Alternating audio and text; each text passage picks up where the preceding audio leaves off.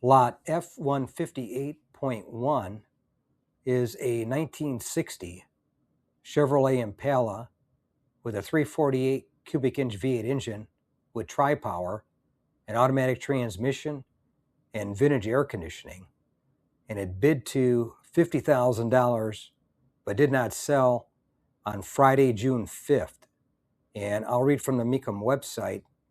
Odometer reads 876 miles, and the highlights are 348 cubic inch V8 engine, 700 R4 automatic transmission, Curry 9-inch rear end, vintage air system, recently charged, power steering, four-wheel disc brakes with Willwood front calipers, Dakota digital gauges, billet wheels, 18-inch front, 20-inch rear, and rebuilt carburetor.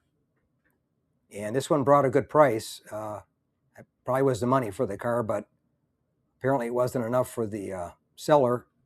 Probably had more than that in it and decided to take it back home and try again down the road.